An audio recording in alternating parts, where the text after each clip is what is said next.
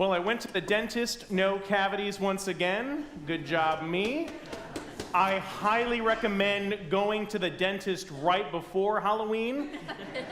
That way you have 6 months to recover, right? I was like, what? No, I did not chow down on all the Reese's that I could find in the near vicinity of Skinker Wydown. No, I did not go on campus and trick-or-treat to some of the dorms, make sure that I could get some candy, realizing that my hygienist is pretty much one of the nicest people I've ever met. It's always difficult to go to the dentist for me, not because I'm scared of any of the drilling or any of the cleaning, but because I can never really answer her questions. Cindy, if you know Cindy, is the best. And Cindy always wants to talk about some pretty deep stuff. She knows that I'm a priest. She knows that I'm a college chaplain. She knows that I'm the priest here at the Catholic Student Center. So she's always asking about you. She wants to know if there have been any fun things that have happened. And she's always got metal in my mouth. I can never really get to the proper answer. She's had some death recently in her family, which is always a sad thing. And you always want to be able, especially as a priest, to try to walk with someone and to be able to give them just maybe a word of comfort or two. But I can never really do that because she's always got the little spray thing, or she's trying to polish the teeth. I always feel like she's on my side, like she's making me look good for when the dentist comes. Like, well, nothing wrong here. I'm like, thank you, Cindy. But it's always a difficult thing because sometimes if she's talking about difficult stuff, I really want to say, can we set another appointment and I'll come in and we can talk about death and dying? Because I feel like I always leave her empty-handed and all I leave with is a toothbrush and clean teeth. So there's a little bit of tension there. I think it's important for us to talk about death. I think it's important for us to recognize that it's a real thing. I think that most people try their best to avoid the conversation, and then when the conversation inevitably is a part of their lives, everybody around them avoids it too. And I just think that's really stinky. I think that's a difficult thing and a frustrating thing that we have to face, and then oftentimes we have to face it alone when time comes to it. So I just want to acknowledge that perhaps there are some individuals here that this is not a conversation that is something that is in kind of a distant part of your lives, that it's right here. And I just want to reverence it. And just so you know, we're going to talk about it in a way that hopefully is comforting, okay? So that we're not, I understand that there's a sensitivity around death too, okay? I don't want to make light of it at all. When someone dies, what happens to their body?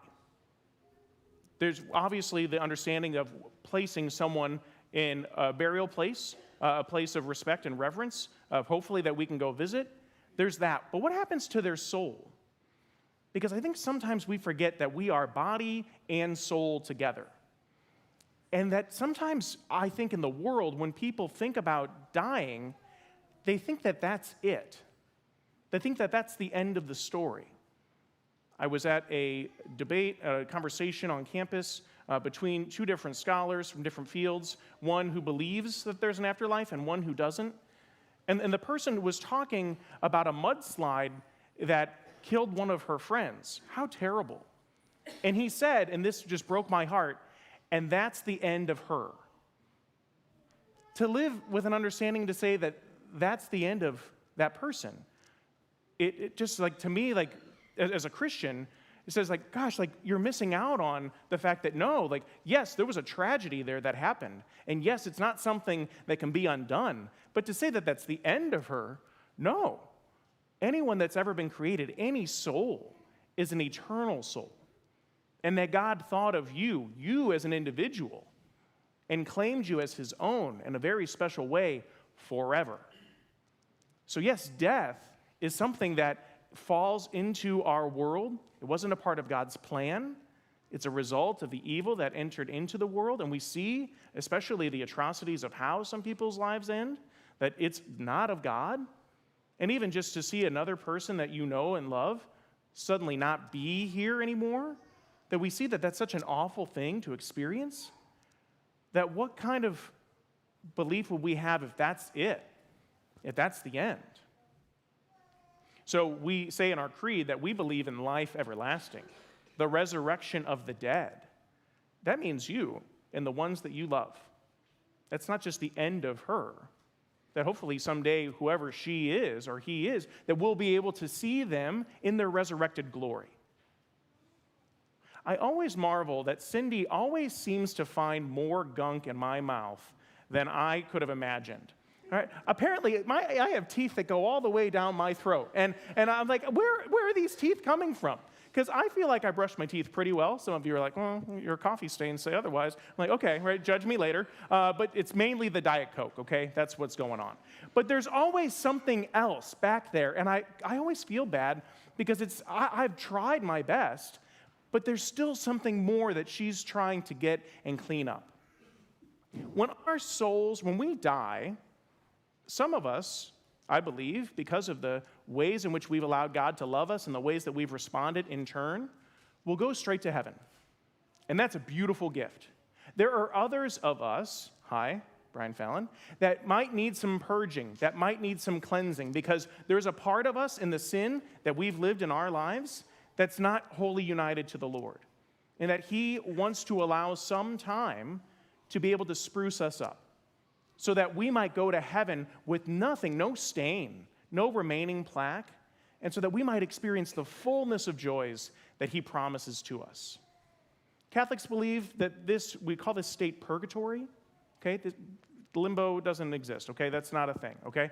So any soul that is seen in God's love is one that He wants to be able to cherish, but He doesn't want anything to separate us from His love. And maybe there's the effects of sin that we've seen, that either we've done or that have been done to us, and that takes time to heal. If you've forgiven someone in your life, does that mean that the thing that they did to you didn't happen? No. And perhaps even as they are truly forgiven by you and forgiven by God, there's still the effects of that hurt. And maybe there's a place that we need to be able to have some of that hurt alleviated, so that when we see them face to face in heaven, there will be nothing that'll separate us from the love that God has for us. So that's why we believe that there's a place called purgatory. We see it in the book of Maccabees that praying for the dead was thought something that was an excellent thing to do, to be able to offer honors for them at the altar of sacrifice. And we continue to believe that God wants to be able to work in that way. God can't make us love Him back. God respects our freedom. God wants you in every way possible to experience the fullness of His love, but you and I have to cooperate with that. I think that one of the ways that we can cooperate with God's love is to pray for those who have died. As a future dead person, I would very much like you not to canonize me, okay? He was so great. He was so nice. Oh my goodness. His jokes were subpar, but he got us out of Mass under an hour, and we just really feel like he's in heaven. Please, do not do that. Yes, I'm nice. Good. Plenty of nice people that have died. But I ask you to pray for my soul. I ask you to pray and have Masses said for me, or do maybe a little penance, or maybe like a rosary for the repose of my soul, that my soul might have real rest. I'm speaking, I know, to a congregation that is of a generation sometimes, not a majority, but depending, older than me. And some of you might remember having Masses said.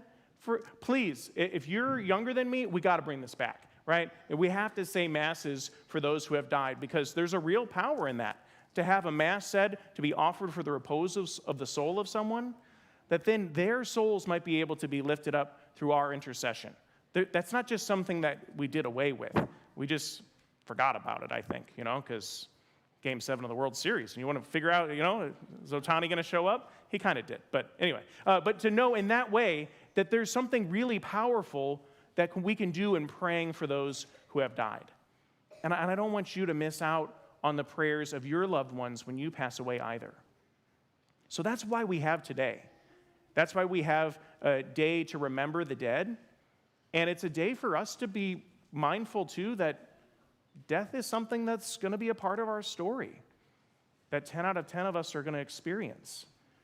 And I think that the way that maybe we stopped fearing death is by starting to make our focus not on dying, but on living. And living for who? Living for the one who calls us love. Living for the one who died on a cross and knows what it is to die, knows what it is to suffer. to know that Jesus is the one that can be with us in our suffering. And maybe not to make sense of it this side of death, but to be able to promise us life in the world to come. So just in a very special way, for just a moment in silence, I'd like us to think about and just to be able to offer, whether we can think of it visually, like placing these people at the altar. I'd like us to think about those that we love that passed away. And we're just asking God to take care of them and to be able to give them heavenly rest. So just like to do that for a moment.